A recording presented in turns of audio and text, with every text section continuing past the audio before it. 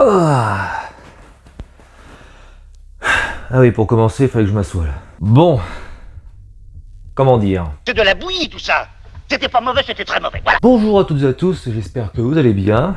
Aujourd'hui, on se retrouve pour parler du film Jurassic World 3 Dominion, film que j'ai été voir hier soir en avant-première.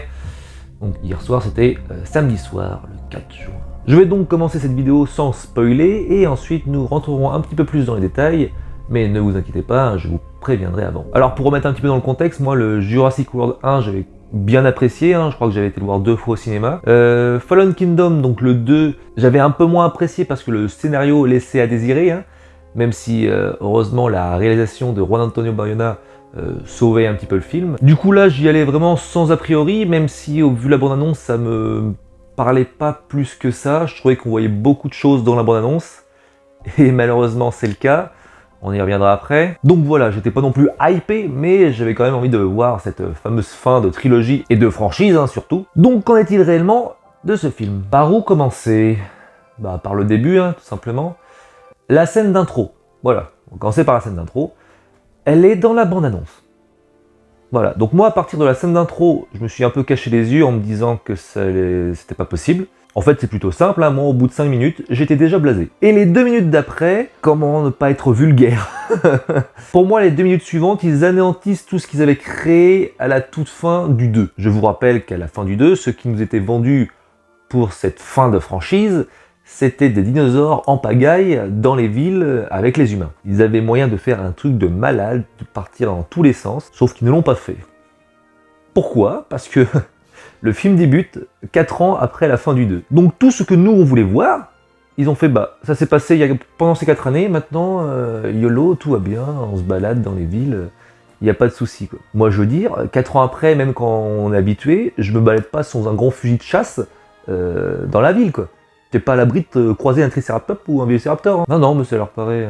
Ouais, ça m'a déçu par rapport à ça quand même. Il y a des scènes de tension quand même qui sont super sympas, avec le Giganotosaure notamment, mais bon, à quoi sert-il à part juste rappeler qu'il y a des dinosaures dans ce film. L'autre créature, alors je suis pas un spécialiste de dinosaures, vous allez vous en rendre compte, mais celle qu'on voit dans la bande-annonce encore une fois quand la rousse elle est sous l'eau, celle-ci est pas mal, franchement c'était assez original, et elle a été assez travaillée je trouve par rapport à ça. Même si on ne la voit pas beaucoup. Il y a d'autres choses aussi quand même que j'ai aimé, je vais pas dire que le film est mauvais à ce point-là, mais quand il y a des affrontements avec les dinosaures, alors quand je dis affrontement dinosaure, c'est être humain contre dinosaure cette fois. Et quand il y a cet affrontement, d'habitude c'est vrai que les gens courent, ce qui est logique quand un T-Rex te course, mais à un moment donné, sans spoiler les seuls trucs intéressants, ils font face un peu à la bête, et ils combattent un peu quand même. Légèrement, mais il y a une forme de révolte un petit peu, tu vois, où ils ne font pas que se cacher et autre chose. Il y a quand même un mini combat. Donc j'ai trouvé ça plutôt sympa et bien trouvé. Original, on va dire. Mis à part ça, on a quand même pas mal de clins d'œil au premier film, que ce soit Jurassic World 1, 2 ou même les vrais premiers, Jurassic Park, que ce soit le 1, le 2, même le 3. Il y en a un autre aussi qui était plus discret, parce que quand je vous dis, il y a quand même eu beaucoup de clins d'œil. Bon, je me rappelle pas tout là d'un coup, mais je sais que, ah ouais, c'est bien, machin. Et comme il y en a eu beaucoup, à force, je fais, oui, bon, on a compris, c'est le dernier, mais là ça commence à faire un peu beaucoup. De temps en temps, tu fais, c'est même plus un clin d'œil, c'est la même scène, quoi. Bon. Mais il y en a un que j'ai trouvé sympa, c'est... bon, on sait que le logo Jurassic Park, c'est une sorte de rond avec une gueule de T-Rex en plein milieu. Et à un moment donné, en fait, il y a une sorte de statuette, je sais plus comment c'est, peut-être une fontaine, je sais plus. En fait, c'est dans la nuit, on ne voit pas vraiment ce que c'est. Une fontaine vraiment en forme de cercle, et puis on voit le T-Rex qui arrive en arrière-plan, et puis forcément, il passe la gueule pile dedans au même moment, et ça fait vraiment un peu le logo, quoi. Donc ça c'était pas mal aussi, je trouvais. Sinon globalement il n'y a pas beaucoup de plans emblématiques, pour un dernier, il n'y a quasiment pas de mort. Est-ce qu'on est vraiment dans un Jurassic World? Ou un Jurassic Park? Est-ce qu'on a vraiment des dinosaures? La question se pose dans ce film. Globalement, j'en ressors un peu déçu et blasé, comme ça peut peut-être se voir. Bon après on est juste le lendemain, peut-être que je vais avoir le temps de relativiser, mais c'est pas bon, on peut pas dire que ce soit bon, je suis désolé, avec le potentiel qu'ils avaient, franchement pour moi c'est loupé en fait, c'est pas que c'est mauvais, voilà, c'est que c'est loupé. Ça aurait dû être mieux, ça aurait pu être mieux, et pour moi ils sont passés à côté du scénario qui était prévu à la fin du 2. Voilà, donc maintenant on va passer dans la partie spoiler, on va pouvoir un peu plus détailler pour ceux qui ne l'ont pas vu encore. N'hésitez pas à revenir voir cette partie quand vous aurez vu le film, hein, pour voir si on est un peu sur la même longueur d'onde. Et puis pour ceux qui s'en vont, je vous dis à bientôt pour une autre vidéo.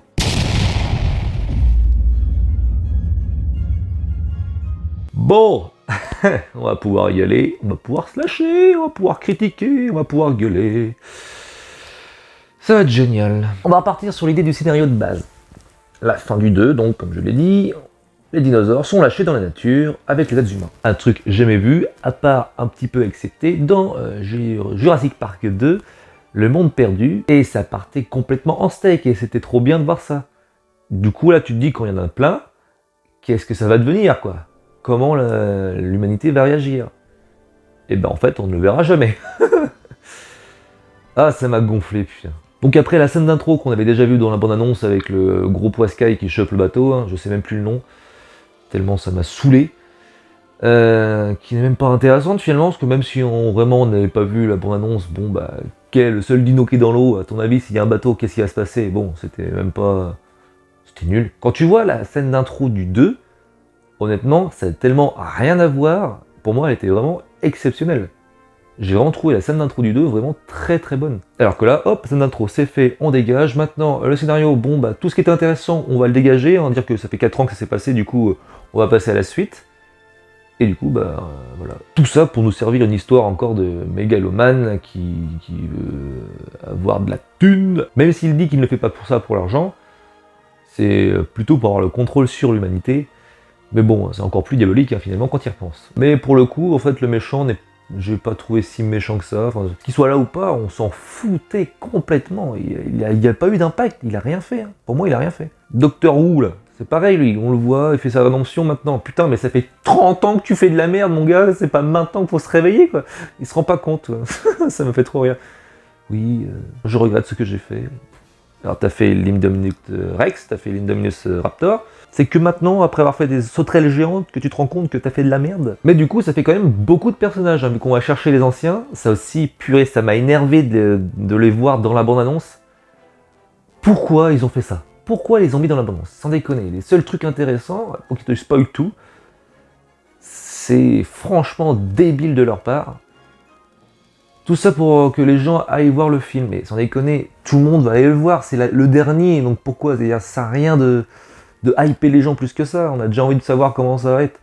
Vu que la fin du 2 promettait quelque chose d'intéressant, ça sert à rien de dire hey, on a ramené les anciens. Fais-en une surprise, on t'apprécie d'autant plus le film. Là t'es là, bon bah ça sert à rien de faire des scènes, regardez c'est eux. Oh, encore avec la scène où elle arrive et puis qu'elle enlève ses lunettes en regardant juste un champ qui est ravagé par des sauterelles. Quand je vous dis qu'il y a des clins d'œil où tu fais bon ça va, faut arrêter. On retrouve enfin Jeff Goldblum avec un peu plus de texte que dans Fallen Kingdom, ce qui est quand même plus intéressant parce que heureusement qu'il est là, qu'il apporte une petite touche d'humour et d'intelligence au film, parce que sinon, ça vole pas haut. L'idée de base c'est hop, comme le bébé vélociraptor et la gonzesse, la gamine pardon, ont été enlevés, le but c'est d'aller les rechercher. Alors qu'on avait une porte pour faire un truc de ouf en début de film, qu'ils ont claqué pour faire un scénario somme toute classique, avec juste une raison de les faire voyager et puis retomber dans la forêt avec les dinosaures. Bref. En reparlant de la gamine, un petit point positif aussi sorti de nulle part, je l'avais oublié mais j'y repense maintenant, donc bon, il y en a quand même quelques-uns, c'est que finalement, son personnage est un peu plus développé.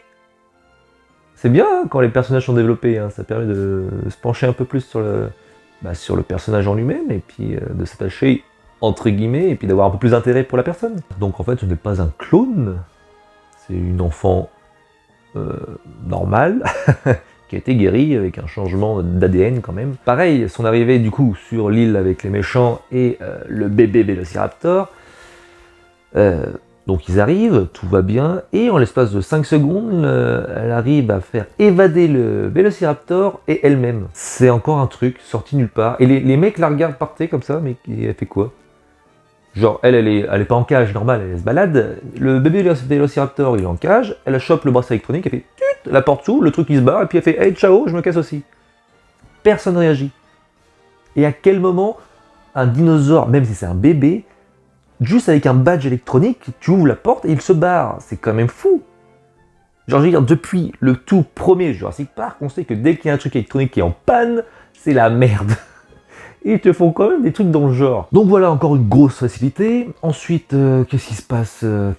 On a Alan Grant et Hailey Settler qui se la jouent à Mission Impossible. Bon, au moins on retrouve un binôme assez sympa, mais ça fait tellement bizarre de les voir dans ce genre de rôle que bah, ça fait bizarre en fait. Ensuite, ils arrivent à s'évader avec l'aide de je sais plus qui. Après, le méchant, il fait tomber en panne le machin.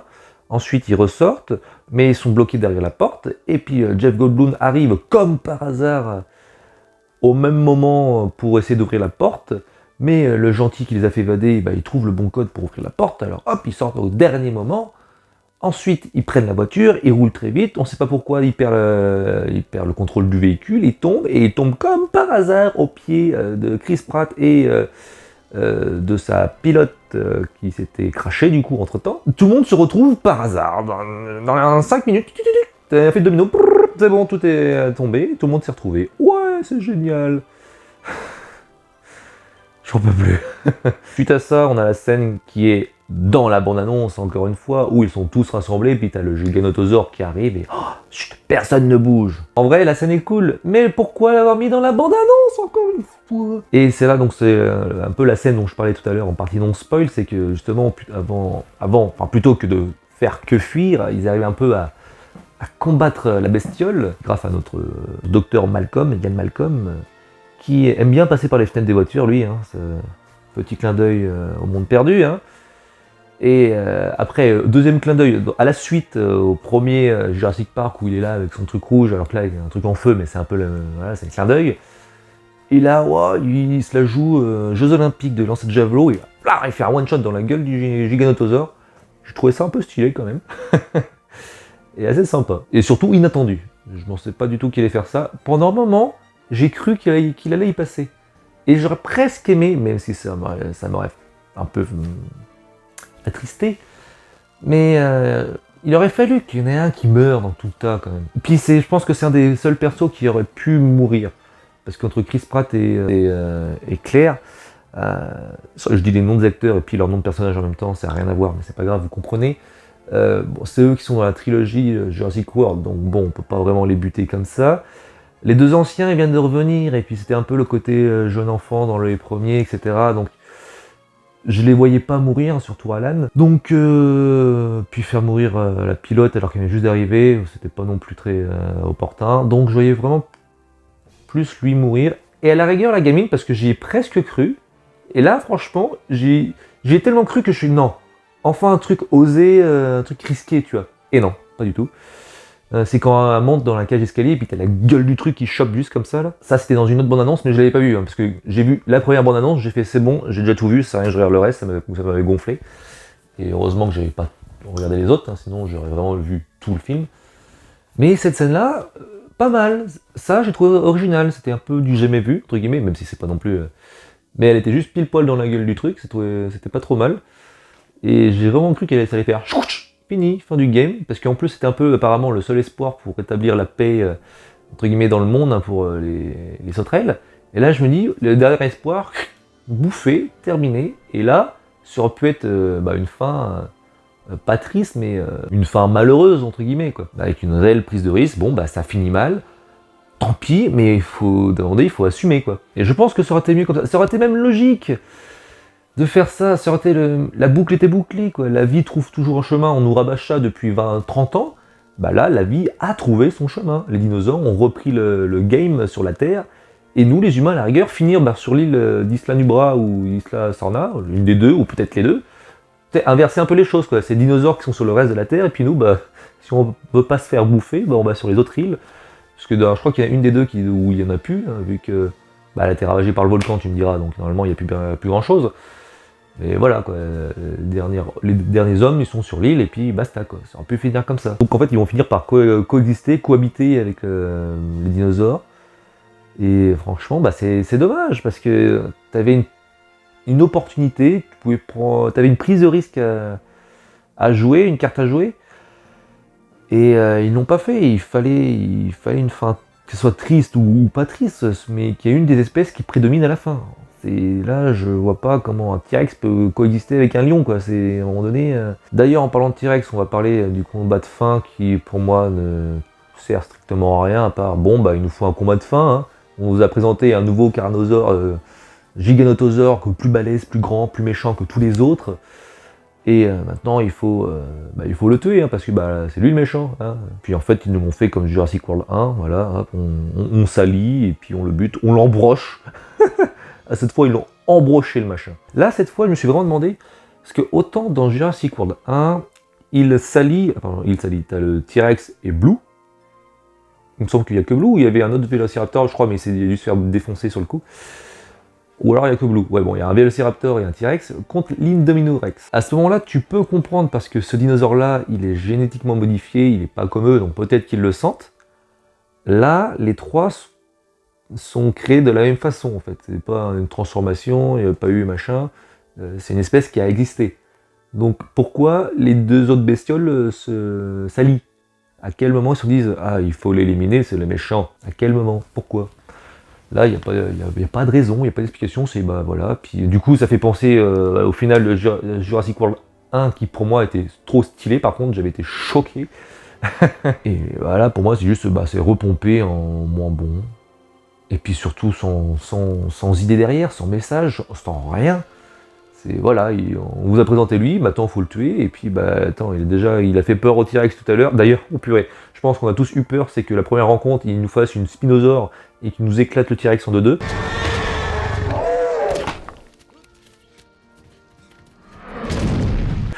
Là, je me suis dit non, ils vont pas le violer deux fois quand même, parce que sinon là, je fais un scandale. Oh purée. Mais non, ils l'ont un peu respecté cette fois, et puis ils s'en servent quand même comme dernière cartouche pour finir le grand méchant dinosaure. Donc globalement, ce que j'attendais, c'était de voir comment les humains ont cohabité, coexisté vraiment juste à la fin du 2, à partir de là, limite un an après.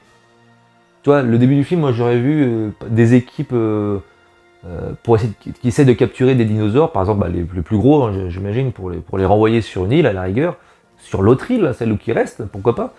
Une équipe de professionnels avec des fusils, machin, tac tac tac, pour les capturer. Voilà, pour comprendre que bon, depuis un an, c'est un peu le quotidien de ces gens, c'est d'essayer de capturer tous ceux qui sont partis et de les renvoyer chez eux. Et là, pas du tout. 4 ans, hop, c'est bon, c'est balayé. Puis 4 ans maintenant, c'est devenu des jouets, les dinosaures. Ah bah oui, c'est rigolo. Voilà. Donc moi, au bout de 5 minutes, j'étais blasé par rapport à ça. Hein. Et puis il y a d'autres scènes où tu te demandes si les gens se rendent compte qu'il y a des dinosaures qui se baladent. Quoi. À un moment donné, la scène où Chris Pratt il est poursuivi par les... c'est plus les raptors, c'est pas des raptors, c'est des... Je me rappelle plus du nom. Bon, il est en moto, on voit la scène très bien dans la bande-annonce. Et à un moment donné, il arrive sur une place où t'as deux gros dinosaures. Alors, j'ai même pas le temps de voir ce que c'était. J'ai envie de dire, à chaque fois je dirais T-Rex, hein, c'est plus comme moi, vous comprenez ce que c'est comme bestiole. Et t'as un mec en trottinette qui est là, tranquillou, et qui s'est bouffé. Voilà, est-ce qu'il se rendait compte qu'il y avait des choses autour de lui? Je sais pas, il devait être avec ses écouteurs et puis il était là en train de réfléchir, qu'est-ce que je vais manger ce soir? On n'était pas dans le même film avec lui, je pense, lui il se rendait pas compte, je sais pas, mais...